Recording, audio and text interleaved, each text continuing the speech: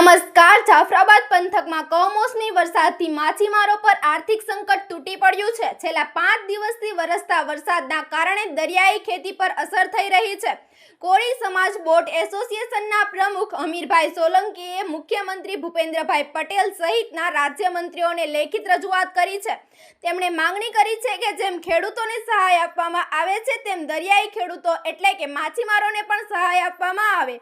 કમોસમી વરસાદ અને દરિયાના 1 મહિનાથી વધુ પ્રતિબંધના કારણે માછીમારોને ભારે નુકસાન થયું છે। હાલ જાફરાબાદ બંદર પર બાંધી બોટો જેટી પર રોકાઈ ગઈ છે।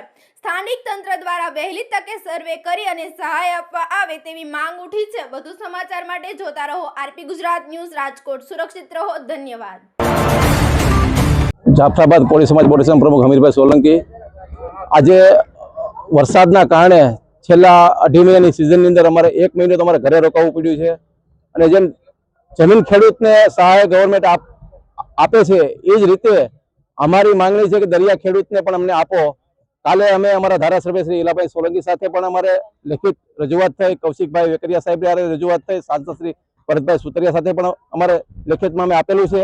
એટલે અમારી અરજ છે કે અમે ફિશરમેન છેલ્લા 1 મહિનાથી ઘરે બેસવાનો અમારો વારો આવે છે। એટલે ડીઝલના ભાવ આજે અને ખલાસીના ભાવ અમારે ખલાસીને બી અત્યારે પગાર આપવા પડે છે। એટલે અમારે ગવર્મેન્ટને વિનંતી છે કે જેમ બને જેમ દરિયા ખેડૂતને પણ અમને આમાં કાંઈક સહાય રૂપી ફૂલની તો ફૂલની પાખડી તરીકે અમને આપો।